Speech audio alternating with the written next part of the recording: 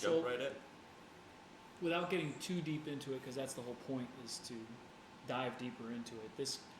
The concept of risk and reward typically seems to be, I don't want to say overplayed, that's not necessarily the right way to say it, but it's always brought up but not really thought through deeply.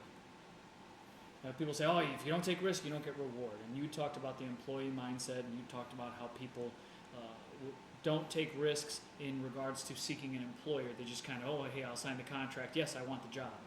And not a lot of risk was taken there. So when they don't get a great deal of reward from it, they're left to feel slightly empty, right? Mm-hmm. And it's kind of a starting point. It's really more of a starting point. We're like, okay, we started wrestling with, well, how does that play into value?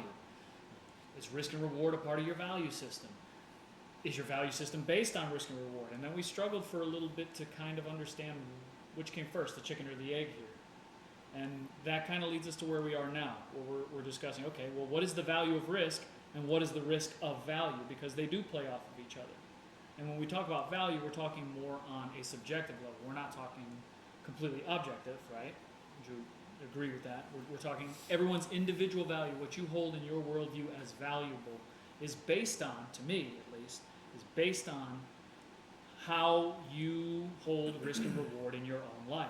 If you're more of a risk-taking person, your values are structured around taking risk in hopes that the reward will pay off, and vice versa. If you're more of a, I'm here for the reward, the risk that you take is not going to, typically speaking, not always, is typically not going to be as great because you want to ensure that you get reward. So you taper off some of the risk that you take. And that's all subjective perspective.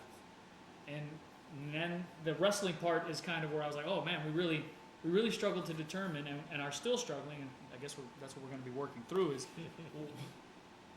which one is it? Do you value risk and reward, or do risk and reward create a value system for you? And it is both at the end of the day, but that tells you a lot about your personality depending on which way you see it. Yeah, your outlook.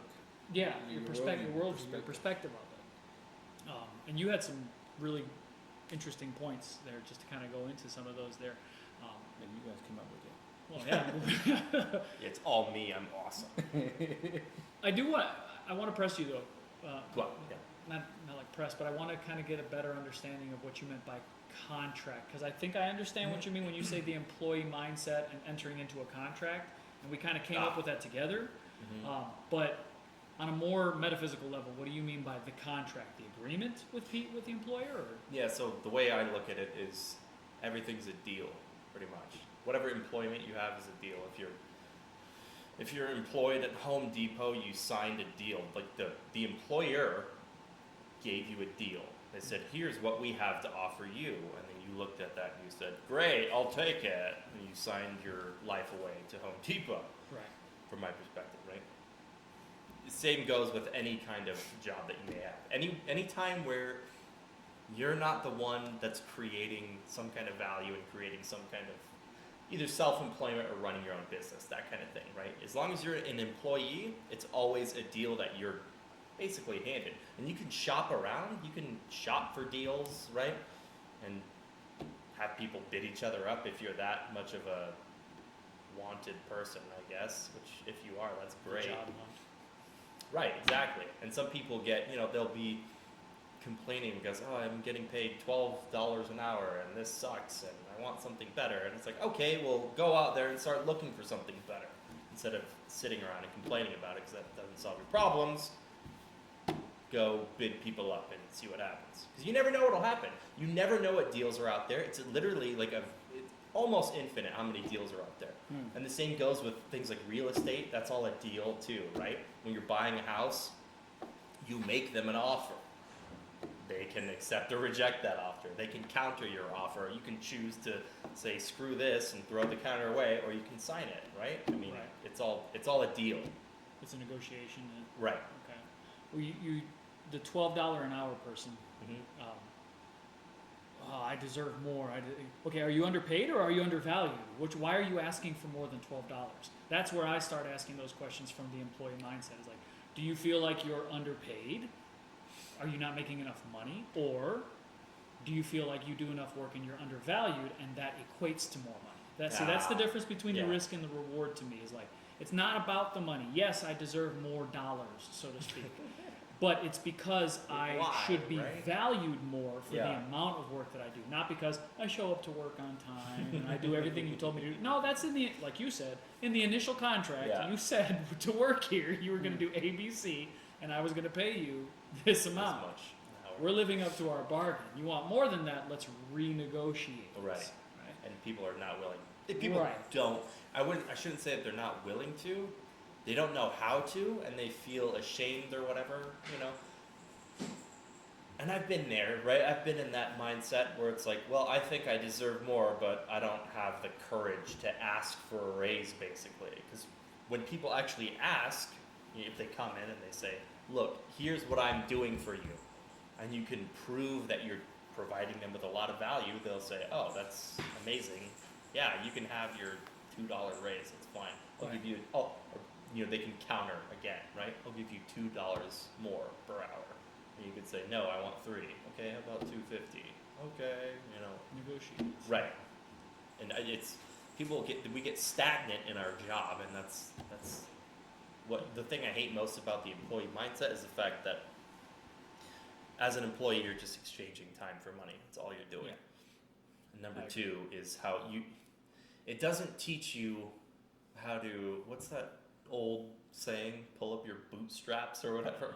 Doesn't tell you. Pick It yourself doesn't. up by your bootstraps. Right. It doesn't teach you how to be a go-getter, Independent. independent, whatever way you want to put it.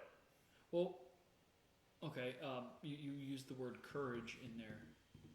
Is courage automatically equated to risk then when it comes to this tactic? Is the amount of courage you have on par, equal, or how is it related? I guess that's a better way. The better way to question would be, the amount of courage that you have, is that indicative of the amount of risk that you take? I wouldn't say they're exactly parallel. They're exactly equate directly. I think courage is set on itself. It has it's its own virtue. That has its own definition that's objective, and how you use it is objective. So what I mean by that is that you can be courageous and be courageous by asking to get a raise, but yet also it results courage to quit the job and find something else. It's just different forms of expressing the same definition or the same intent of whatever the value of that virtue is. Because in that aspect, really, courage is more so about the reward. It's more so about doing that which is contrary to how you feel and how you're rationalizing things. So it goes against your rationality and how you feel, and looks at a grander picture. Looks at some, not all the time. Well, I guess one can even argue is like, what does it look like? I mean, GK says something in the nature how it has in the war it has a contradictory connotation, because he says something where courage is almost a contradiction, because for one is willing to one is taking the position of having the desire to live, but taking the position of being willing to die. In the process, one man will lose their life to save another. And that's an expression of courage where it has this paradoxical element or paradoxical equation. And here is you're taking the element of courage, but yet you're losing something, or you're in the potential of losing something, which is possibly why it's called courage. Because there's something of, I guess, going back to that value of risk, or the risk of value, is more of the risk of value. Now that I finally understand. Those two are going to dance with each other a lot. It's gonna be confusing. Just word salad insanity. Yeah. Well, the risk of value aspect in that context, there is a certain amount of risk what we're saying is the certain amount of risk that you take in order to stand firm in your values, right? That means there's an underlying assumption that you know what your worth / your values are. You know, based on your worldview and your self-value of yourself, your evaluation, I should say, you know what you're worth and are willing to take a certain percentage of risk to achieve that, or to at least get that. Yeah. Right? Yeah. But then Sounds solid, man. the value of taking risk, does that propel that? Then are we saying, if we're taking the other side of the coin, then it doesn't always propel that, is what I'm getting. I'm not even going to ask. I'm going to say I don't think that always taking risk, it's not necessarily going to propel your value. You can take a risk and you can fail miserably. Yeah. It shouldn't scare you from taking risks, but you can fail miserably, and the value, has it really diminished? I can't say with 100% certainty that it has, but it feels like it does. It Yeah, feels like it it does. does That's the key word. That's the key. That's Feel is the key word. That is Yeah. perfect. Because feelings, man, feelings is a big variable in this equation. It's that which can trap you. It's that which can enslave you into maybe having an employee mindset. Because what the contract gives you a feeling of comfort, of security. It also frees you though, and I think freeze, not freeze like I'm freezing. Yeah. Free apostrophe. Yeah. And that's hard because it's no matter what way you slice it, if you've lived the same way for 25 years and you've been in this job for 15 years, and then all of a sudden it's like, oh look, I get to leave my job. It's like, no, I'm gonna stay here, even if the grass really is greener on the other side. Yeah.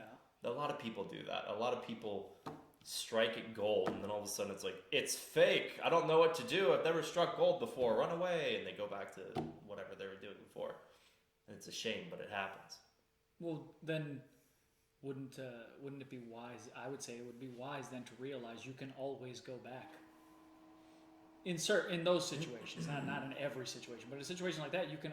Once you've assessed the amount of risk that you have to take in order to propel yourself, that means you know where you stand and what it takes to be in the position that you currently are. So you can always go back to that. It's not like you lose that skill to be there. So you build a safety net. To a degree, yeah. You built some kind of a safety net. Okay, yes. That you build a safety net, and the people who stop taking risk, they're stagnant. They're just like, They're A-okay with cool, that. it's a net. Cool, I'm good here. This is just high enough. I get paid enough. You just settle. You settle in. And does that mean that you value reward more than risk? Yeah, I think so. Or you've been trained to. You've been taught to. No, training is another part. I mean, we've been.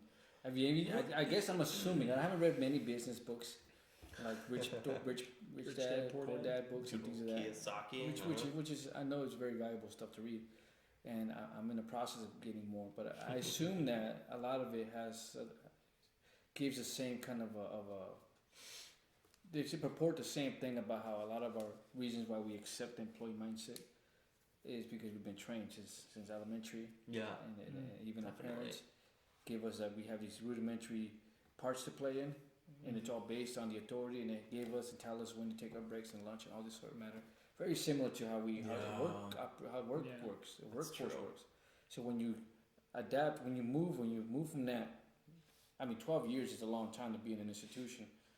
And if we move from that to the next, what we call the real world, it's not a shock. It's not you don't go into this kind of culture shock or this kind of overwhelming transitional anxiety which is side note, like a footnote, is anxiety. I guess I read in an article once that one of the main key factors to why people go to therapy is because of transitional crisis.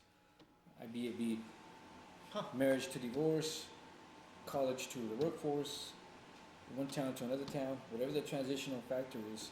There's a huge overwhelming anxiety that most people suffer. They don't know how to deal with it. Right. So huge of the therapy that people receive, that therapists receive, huge of the cases that therapists receive is within that realm.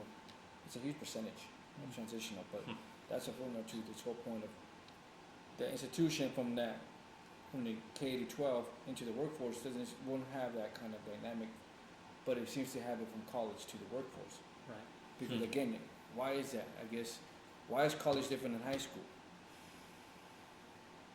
Because the college kind of does have a little bit more of a freedom to let you explore and let you become maybe an entrepreneur, maybe an artist, maybe a philosopher, maybe a mathematician. You have more of an open horizon and more options that are not just completely parochial to this sort of system. You have options now where you will become an engineer. Yes, you're kind of set in the same K-12 system, but if you're going to school for philosophy or art or something about business or something else, or a journalist, now you're thinking in a different domain. Now you're thinking more entrepreneurship. Yeah, I would say that in a way. I would say college kind of sells you an idea of commitment to go to college for whatever specific trait or skill or trade or whatever it may be, you're committing to that. So there is risk in that, Yeah. in committing to that. Yeah. And it is for the divine expectation of reward that you're going to come out of it a more skilled person in that area, and you're going to be able to apply said things, which is, I would say, one of the reasons why a lot of people these days are pretty pissed off at universities and things like that, is because that's not happening. I'm not saying to everybody, but in a lot of cases, the uproar that we're hearing is that's not happening. The stigma of going to college and taking the risk, financial risk, which there's a huge financial risk in doing that, taking the risk of going to college for whatever skill it may be, and then coming out of it and not getting the job, that's why people are getting ticked. The reward wasn't what the risk lived up to. Expectation. The expectation of it, right? Yeah. But if I'm gonna play devil's advocate, I'm gonna say, well, where did you go wrong in that process? That's a very fair question. It sucks and it is. You went It's to general humorous. studies. That's where you went wrong. Yeah, you chose a degree for whatever reason you chose it. You chose to go to university for this, and somewhere along the line you missed a step. You didn't follow through because university says this is pride and proven. Are they lying? Do they have any reason to lie to you about that? I'm not saying that they're perfect. They're not, and we all know how I feel about universities. But Before going back to something you mentioned about in regards to what was it? It was something about that kind of led to this conversation about the reward factor. the stagnant reward, or I just lost it. It literally just left my brain right now. I'm sure it'll come back to you. Yeah. The expectation of reward from college. Expectation. Well, okay, it's not that, but expectation was something that was interesting too. That you brought up. It was interesting. Is people get disappointed because of a failure. About the fact that when you fail a couple times or a few times and you're pursuing something, that you hopefully to gain a reward or hopefully to gain some kind of because it's a risk, right? When you failed, it means you took a risk in some case, in something, and you came to find out the truth. Well, not really the truth, but you found out a truth about that pursuit. It's different from the truth and a truth. And a truth is that, I must have missed a step, I must have whatever. That's okay. It's the resilience factor that is involved here that builds as you're going through this process, as you're going through this journey. You're developing not just a different outlook, and your parameters are getting thinner so that you become more aligned to that finally reaching that place of success, to receive that reward, which you're taking that risk for because of the value that you have in that, what you're pursuing. And also there's other factors. There's a value of what you're pursuing that's predicated on the value that you have about yourself. I guess you can put it that way. Because people think about that. You have this sense of value that we discover about ourselves. However that may be, that's something in a whole other topic. Yeah, How does one develop and discover their self-worth and their value? What worldview can assist or facilitate that kind of reaction or that kind of realization? That's another one. But when you finally discover what that is, the outlook's going to be different. Your desires might change, or they might solidify, or they might confirm to what you've always had in the back of your head. And we're the only creatures, species in this, any sentient beings that can do such a thing. Or we can envision and think about what can possibly be the future, based on even the abilities I don't have. But what can I develop and hone into certain gifts and talents that I don't have, but I can develop, given the environment I'm in. At the same time, produce something with that, and let reality confirm that. That's the risk. Is when you have these gifts, there's a gap in this reality, and then you let them encounter, and if they congruent, they're in line. If they somehow react within the same, whatever that means. yeah. Well, but you're getting at one of the things that you wrote up there is the value differs from reward, and how they play off of each other is kind of what you're, if I'm not mistaken, Yeah. it seems to be what you're getting at. Like, you have to have value in yourself and in things that you believe in your worldview and all those things in order to take a risk or receive a reward. But at the same token, that value grows greater when you do take said risk and receive said reward. So they play off of each other. And we did talk about the chicken and the egg aspect of this, of course. But they're both necessary at some point in time. So it is subjective to what risk you're taking or what reward you're seeking. But doesn't that stem from what you value? I know we're going in the chicken and egg cycle there. Definitely, I mean, it does. And that what you value is going to allow you to see what it is you want to pursue with that same kind of weight of value. I guess if that makes any sense. Yeah. Value is being so redundant to use here, but it seems like, but it's not. If only the English language was like some other language where it can explain these two different words and the different expressions and how we're using them, would be a lot easier. But we don't have that. Meaningful, maybe? I guess you may be meaningful. That value to something is meaningful and impactful and is possibly making a difference Yeah. in an objective way. Okay. Then it's got to help to know that every single thing you do, as I was saying before we turned the camera on, everything you do is a risk and a reward anyways. Waking up in the morning, there's a risk in that. Now, it's a very small percentage of something bad. The average person, of course. Yeah. But something bad's going to happen. Are you really going to slip on and fall and die the second you get out of your bed? Very, very slim chance. But it is still a risk and reward, right? Yeah. That's how you get your agoraphobics. They're afraid. They just fall. They're not willing to take. And forgive me, I'm not an expert in agoraphobia, but I do know what I see based on the symptoms is you take less and less and less and less risk because it's scary. Yeah. It's very, very scary to do that. But the remedy for that, I think Peterson talked about, is like he was talking about the person in the elevator, is getting them to see the amount of risk they're willing to take. Okay, at least walk up to the elevator, right? That's interesting. And Yeah. that's kind of what I'm getting at here. Is like, okay, everyone at some point in time has to understand you're already taking risk. By sitting here and doing jack shit about it, you're taking a risk that nothing or something is going to happen from. And then by taking action, you're doing the exact same thing. Just feels different. Exactly. So you have to, I guess we individually have to decide what feels better or what feels right. Not better, excuse me. What feels right based on our value system and based on what we find meaningful to our lives and what's going to give it more purpose and more drive. In order to actually choose if I want to pursue the risk or if I'm comfortable with the rewards as they are. It's a very step-by-step thing. If you're struggling to understand, man, should I do this risk? Should I take said risk? If you're struggling with that, then I would say it's very helpful to remember, well, I've gotten this far. What were some of the risks that I've taken to get to the point where I have to make this decision?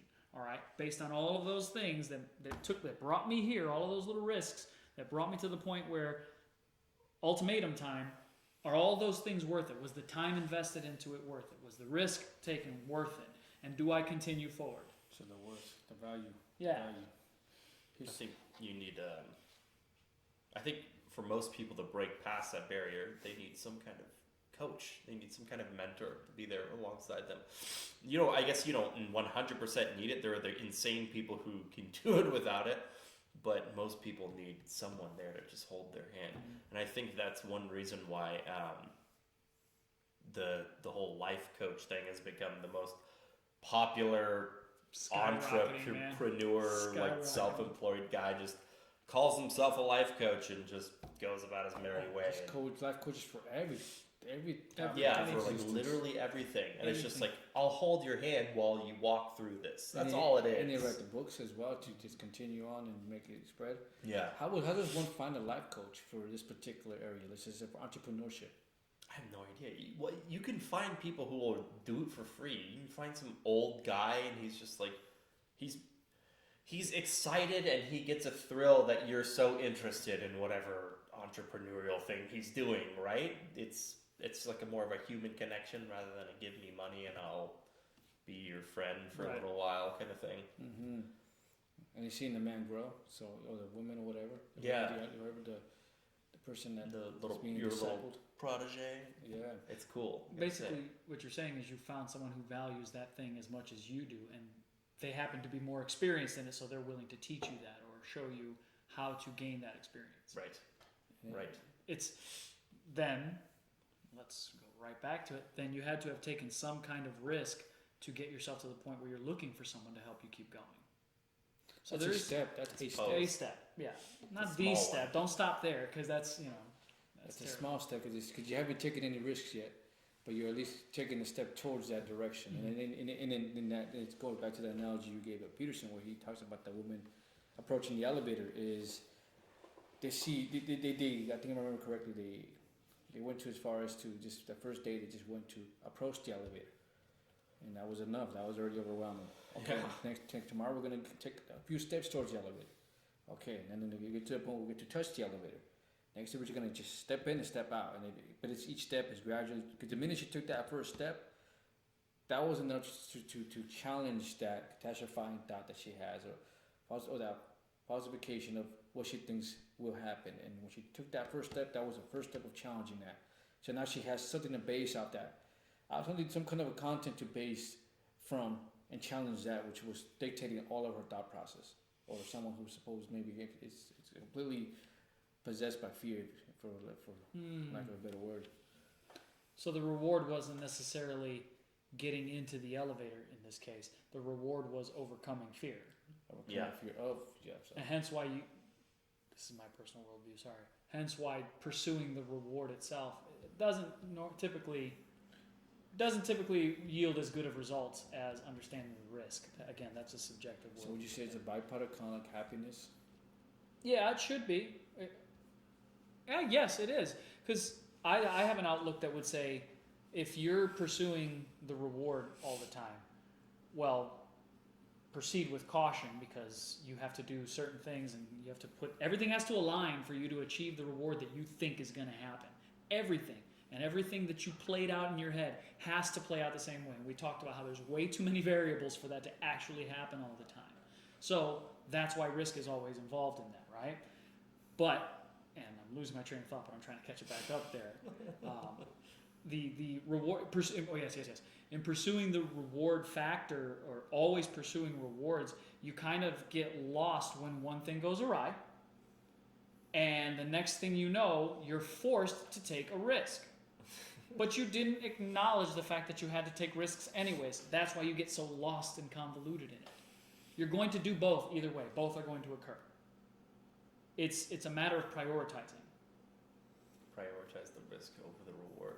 Yeah, Definitely, yeah. Especially understanding it and analyzing it, yeah. You're going to get a reward either way. Whether it's the reward that you expected or not, eventually, hopefully your worldview will tell you, well, that didn't work out so well. I didn't get the reward I wanted, but I learned something in the process, or I gained knowledge, or I saw where I went wrong, or all of the above. So either way, reward is going to happen. And just as I said before, just as risk is going to always happen. So it really is a choice of which one you're pursuing more. And we pursuing which is what the risk or rewarding? Which one you're pursuing more? Which one what would that mean? The best example would be what we were talking about as far as participation trophies. Okay. Like that, those are starting to be made fun of a lot in our culture, right? We're kind of participate, rightfully so.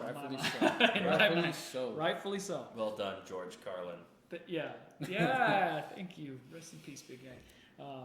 The participation trophy is a prime example of someone who chases reward or rewards everything, and where it becomes useless.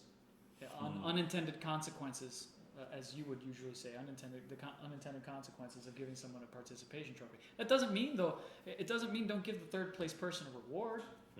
If that person worked their ass off and they're only third best and they feel really, really good about the fact that they did that, then give them that reward. Recognizing the situation that a reward is warranted. Especially if we're dealing with, like, if they sit third out of like 100, that's quite an accomplishment. Well, you have to assume they took some kind of risk, is what they risked their time to, whatever it is, like practice or study, whatever they're competing in. So they took the risk of, I'm good enough to win out of 100 people, that's a pretty, think pretty highly of yourself. Yeah. You have a lot of value in yourself if you really think that's the case. And great, go for it. You took that extra step, man, that extra step of training, that extra recognition and just, these guys. Discipline is huge, and I've been trying to finish this book called Grit, and I think I talked about it a little bit, and how grit and talent, how they differ, and one would even what she argues is that grit would be much more valuable, more beneficial than talent because of the fact that one has these, one is more of a how do I put it? Like a drive. Yeah, one is more like I guess this predisposed to have, I guess, these qualities that allows this person to be very well, let's just say in math or in certain kinds of the aptitude to just be good at something Okay. without much effort. And then I'm sure you all met someone who just goes to some kind of a thing, of a pursuit, and it's very effortlessly, and you're just like, what the heck, bro? I work so hard, and you just get you get it done so easy. And a person who's got grit and and finally believes, in spite of the fact that they're behind, let's just say an academic, they're behind the academic line, and you can see the guy up ahead.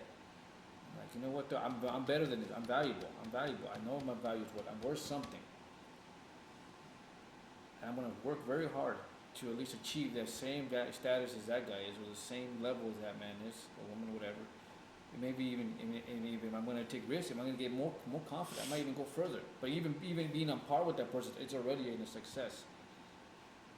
What's interesting is that what she discovered is that people who had grit, and she did this in an inner city school, they were low. They were really below the grade average at some point, and I think in some kind of testing. And the kids with these great aptitudes to just be so intelligent, keen to these subjects, just did it with just natural talent. But yet, the person with grit surpassed that other person with talent. And she saw this phenomenon as something interesting, which let her go to study psychology and study this field, this phenomenon of, okay, what is this happening here? Grit and talent kind of economy. And I suppose that if I remember that what is going on here is that when you have grit and you finally discover that value, or let's just say your what you desire is congruent with that which you're willing to put a lot of effort in, and you have this I don't quit attitude, I value this goal so much. I value this that I'm willing to take the risks that I need by not hanging out with my friends. As they say, that's a risk because you're neglecting the sense of bonding. You're neglecting what can happen, that I'm going to study because I believe in what's going to happen. And they come to value that and they apply that versus the person who just does it because I'm just good at it. Eventually, doesn't have that drive. It won't have that drive because they've just been good at it. And it may be incongruent with what they want to do. They may not even want to do something with mathematics. They may want to do something with art, but they just happen to be very good at mathematics. So they're not going to have that extra effort as a person who says, and I want to do math, and I want to be good at it, and I'm not good at it right now, so I'm going to put all the effort and just bam. Eventually, it becomes this thing where it's no longer this gap. I think that's pretty much the story of the tortoise and the hare. The hare has a natural talent for running, and the tortoise doesn't. But he never gives up, and then the hare gets lazy. Yeah. I think people who are smart, people with natural talent, they have a weird tendency to get really lazy. Lazy and, I don't know. Complacent, yeah. They just sit around. You can kind of see that in the political realm right now. You can see it in a lot of business too. It's just kind of, cool, business is working, it's going. Why try to make the world a better place? I have my comfort and my money and all this kind of crap. Yeah. Which, nothing against business, right? But, there's that one documentary, The Dawn Wall, and I feel like that's what you get when you have both of them like full-fledged in grit and talent. That guy you'd have to watch the documentary, I don't want to spoil anything, but the guy's insane. He's like a natural at rock climbing, and he just devotes his entire life to it, and it's amazing. It's such a sight to behold. I don't think you'll ever see that again. You may not ever see someone that good at rock climbing ever again. Wow. Maybe I'm naive, but that's what it appears to be to me, man. It's insane. And that's a risk that person took to invest all that. I mean, you can imagine the reason why it's a risk is because he was probably thinking, I could do this. Maybe I could do dancing. Maybe I could do academia or whatever the interest may be. But he's like, no, I'm set on this. And even at times where he was tempted because it wasn't that passion wasn't there in that moment, that feeling of romance wasn't there anymore. which he devoted himself to was lost, but yet all that's left is that dedication, that commitment, and that grit. After all the emotion, the good emotions are gone, and the romance is gone. It's all that's left is just that grit. Well, you can be good at a lot of things. People can be Mm-hmm. great at a lot of different things, but if you don't have the drive to pursue them, Yeah. it's useless. It's I wouldn't- completely useless. Wouldn't even waste my time. That's what I've learned. Don't And even I- waste yeah. your time with it. And I assume you learned that through experience. Yeah. Same Never here. read it through. Plenty of- didn't learn it through reading Yeah. or Plenty of hearing failures. about it. Yeah. Plenty of rewards that just were not as rewarding as I thought they were going to be. Mhm. And Oh, you we did have it. time. I don't know. I have no clue, but it's 8:45. Okay, the reason why I brought it up is 34 because minutes. 35 minutes. I don't know how long, but it would be interesting to see. What is it that you would see yourself as? How would you value that which you're taking a risk in? What do you mean? Okay, Yeah. so we're talking about it from an outsider perspective, and I think that's quite wise because it's trying to be objective with the topic. And I guess what I'm saying is, Like on a personal level, individually. I suppose, yeah. I mean, it'd be interesting. I guess maybe I don't know. It's just to see. How did you evaluate? How did you evaluate and assess what needs to be taken? What needs to be sacrificed? Because sacrifice is another component to risks, and because you gotta sacrifice some. Yeah, that's a good. The first thing that comes to mind, this is not my full-on answer, but the first thing that comes to mind when you're saying that is the amount of things that I've lost versus what I'm willing to lose going forward. There's a lot of things that you in your life that you in my life, I'm going to bring it to me. A lot of things in my life that I have lost that I'm a-okay with losing, and you're almost kind of like, I didn't need that, or I this. But then something that I really needed that I lost is gone. It's like, oh, all of a sudden I didn't value what it means to lose something.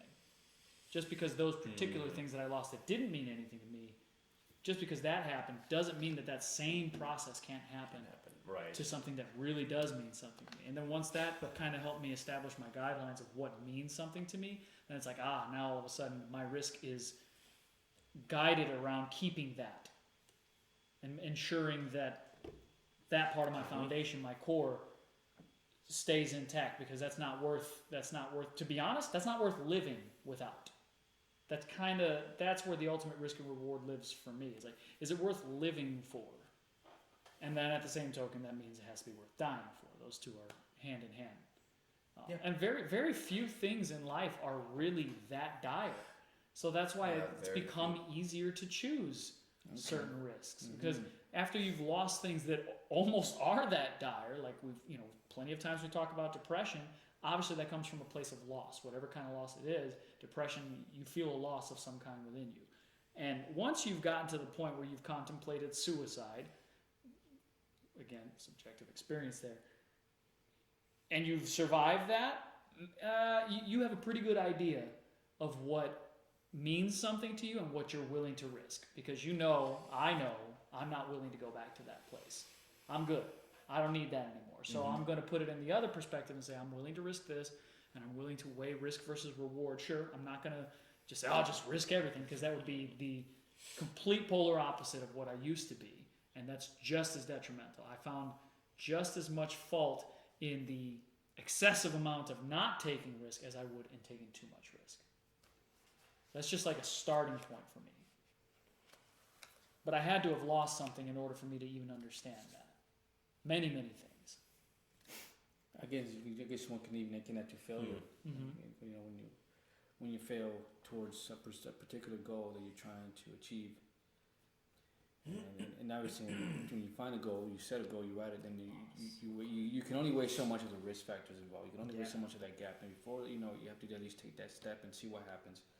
And if it's a success, you move forward and it confirms it. If it's a failure, then you, like you said, you have more of a narrow parameters to guide you even closer to even that goal. You may even have to even redefine and modify the goal depending on how that failure occurs and how many times it does. You said loss, and I think loss and or the recognition of an absence, Ooh. something like that. Yeah. You realize Okay. something's missing, so you Yeah. search for it. As far as what I'm willing to risk, I'm not sure I quite understood. I think I know what you were getting at earlier. Yeah, very abstract. Kind of what made you realize that you need to risk something There we for go. your values, something like that, Something like that. in order yes. to receive some kind of reward. I would say I spent most of my life not risking anything ever. I tried as much as I could to remove, just like blot chaos. This is kind of a Peterson perspective of it, right? Blot chaos out of your life and just live pure order. But that doesn't really work, especially because what I came to find out was I actually kind of like the chaos. I kind of prefer to be more in the chaos than the order. It's funny how that works. It is. But I had to, at some point I had to realize there's an absence. There's a big absence. I'm not getting anywhere. I'm miserable as hell. I basically want to blow my brains out, and I had to do a lot of, I guess, self-analyzation, and I had to admit. A really important part was admitting that it was my fault instead of blaming other people, Yeah, which wow. I had done my entire Huge. life, which got me nowhere. But then I think the first step for me was realizing that I had to risk certain relationships, that I either had to threaten their continuation, and if it didn't work out in my favor, I would then need to reanalyze and say, do I even want this here anymore? Or do I just need to get rid of it and move on so that I can do whatever it is that I want to do? Whatever my goal is at the time. My goals change all the time.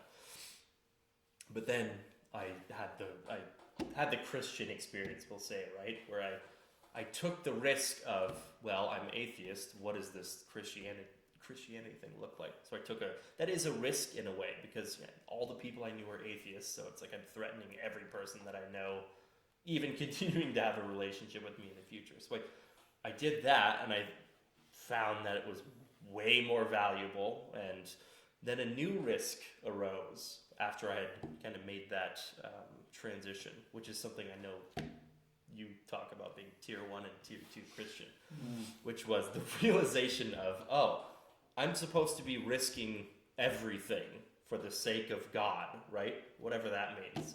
It's like, what does that really mean? Like, are there like boundaries with that? Does that mean I should risk literally everything and just be willing to throw it out the window for the sake of following God or obeying God, whatever that means, right? Because it's when you don't think about these things and you don't actually act it out, it's hard to know what it really means just by reading it. You have to experience it.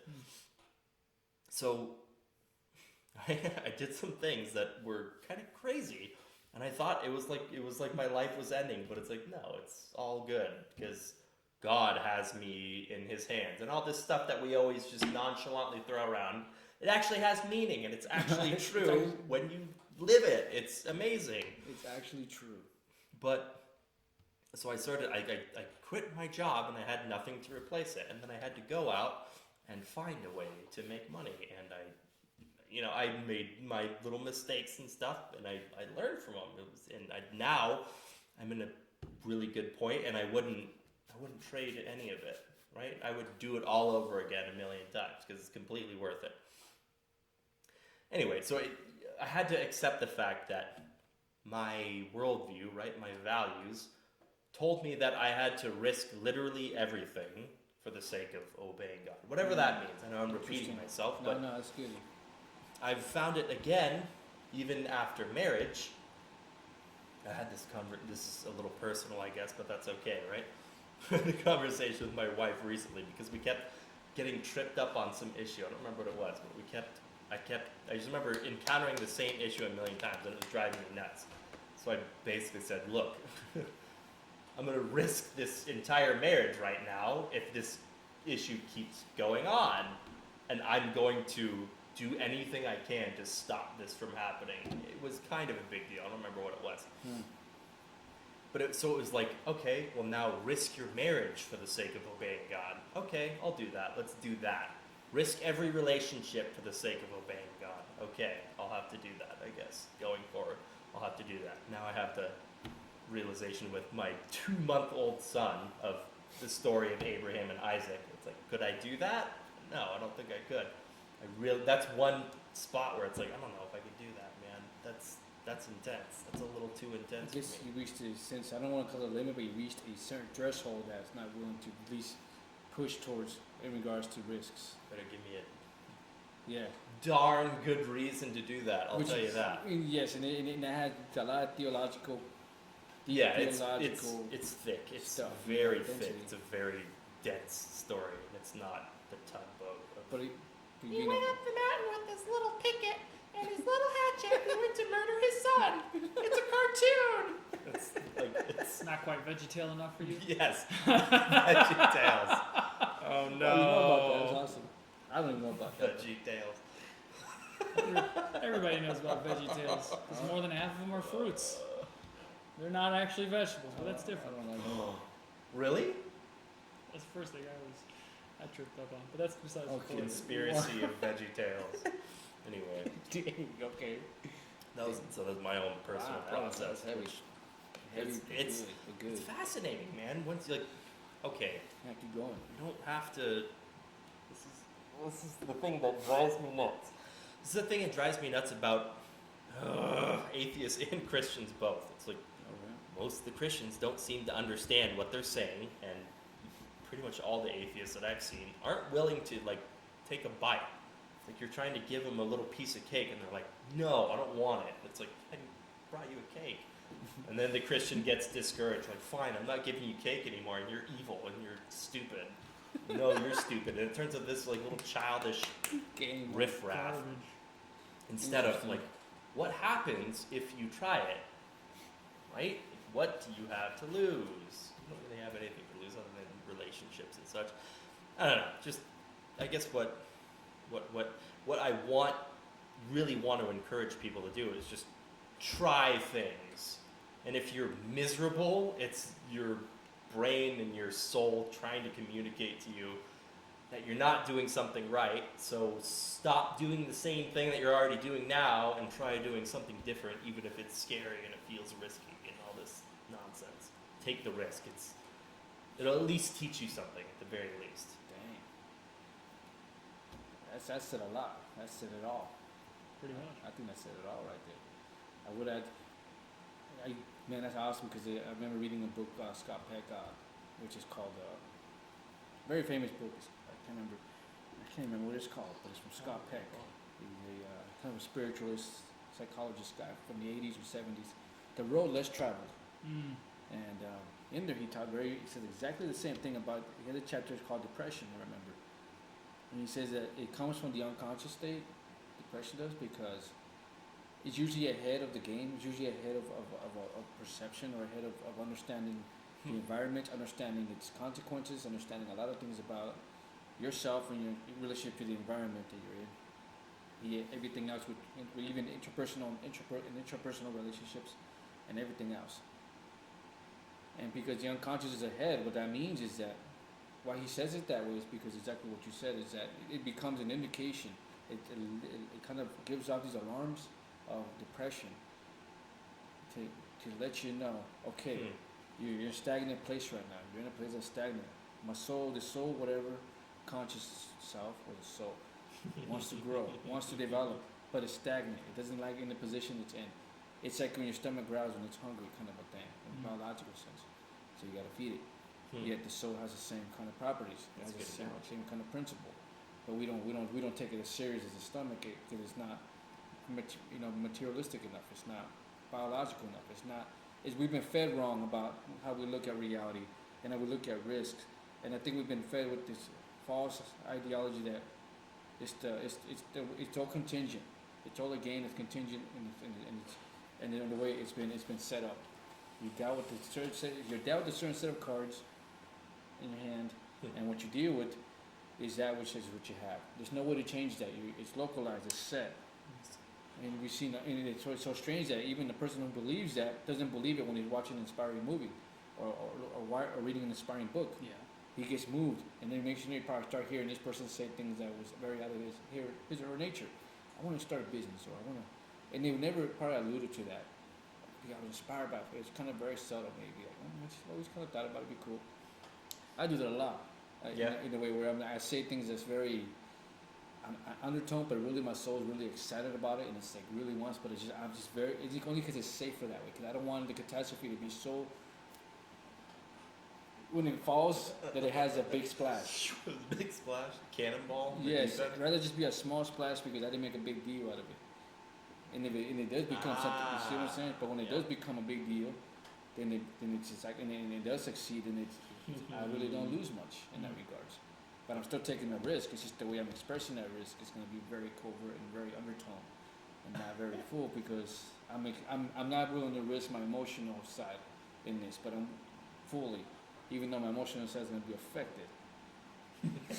Do you think that approach reduces the chance of success? It can, I suppose. I mean, that's a good question. I guess it can, because I'm not building connections enough. I'm lacking the potential to build connections because I'm not saying nothing. For one thing. Oh wow, I didn't even think of that. Yeah. Okay. So, because it's a risk. Because once okay, what you got, kind of thing. What do I got? Oh shoot, do I really believe in that which I have and I'm trying to sell, whatever that is, or what I'm trying to. Whatever it is, whatever the goal. Whatever that goal is it Is as valuable in my mind? See, that's what's crazy about certain risks and whatever it is you're trying to develop or grow is. I remember talking to this guy who was trying to produce music, and he's trying to be a rapper or whatever, and I'm like, I don't know how to express it, man. I don't know how to explain it, but this is what I've come to realize. I'm not. Music and art is not within my nature at all. But I know I'm pretty good at understanding what good music and good art looks like, though. It sounds like that, at least I have to some degree. And I remember telling him, like, dude, it sounds good, but I feel like when this whole goal, this whole pursuit has this very thin, kind of this narrow road and this very, very thin door, so to speak. What I mean is that you got to hit that right tone, that right pitch, that right lyrics, so all these different kinds of things that built to the right. Because look at the way music has actually been, like, when people hear a song or something and they're like, yeah, what is that? What is that? We're like, yeah, this is tight. This is great. What is that? What is that they're tapped into, where everybody all can agree on it and say, this is good stuff. That little magic of awakening, a little magic connection is made. Yeah. And that's what I was saying. You need that magic connection somehow with your music, because it's obviously universal. That's why you're doing it. That's what you're trying to say. That's what your goal is to make a universal effect. You're trying to make what you're trying to portray is that message or that value that you have in your soul be valuable enough for everybody else in a universal way, and have that impact in a universal way, so that your value and the value you have and you're possessing is contributed or permeated as well, universally. But it has to go through these certain kinds of I don't know if it's rudimentaries, but they have to go through these kinds of very, how do I put it, structure, I guess, or something. Yeah. Where it's composed in such a way that it can't just be loud noises. It can't just be random stuff. You know what will happen. Yeah. But what is it exactly? That's a whole other. But what I'm saying, the whole point is that music theory stuff. There's that hit, that connection, and that connection that brings that magic. And that's just not with music and art, it's with everything else in regards to your business and so forth, the products. Yeah. And the risk is, do you have what it takes? Do you have that value? Does your value that you possess, you may be an orator and how you speak knowledge, is that knowledge how you compose it and how you actually project it valuable enough that others will be hit with the same magic that you were hit for while you're saying it? I see what you're saying. Almost as if you're asking the person, are you willing to learn the skills necessary to be truly successful in that?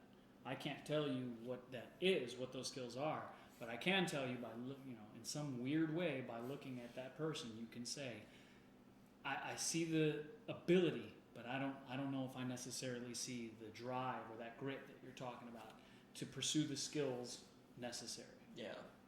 Like, you have natural inclination towards it, but it's missing, like you said, in your example, it's missing something, and a lot of that has to do with the skill factor. Are you willing to sacrifice things, take risks to learn the skills necessary to truly be successful and earn said reward. Especially music, man. If you're making music, you want to be successful in music, that's a whole lot of time. Yeah. Whole lot of developing a whatever talent, if it's guitar or piano. 10,000 So hours. much. Minimum 10,000 And hours. you're practicing every day, man. You don't get to take, right? You don't get to take a half a year break. You're practicing every day, Yeah. especially with singing too. If you take like a week off in singing, it changes how well you can sing. Oh, 2 yeah. weeks is even worse. I didn't know that. Yeah, Oh, yeah. it's ridiculous. You let go of drinking water for a day. You know, I'm not No. drastically, but stop drinking the amount of water you need to drink to be a good singer, and you'll hear the cracks Mhm. in days. But that's besides. Well, that's the commitment been- aspect, right? It's been like an hour. Is that a good stopping point? Yes, Stop sir. for me. Thank you guys. Thank you. Farewell. Mm.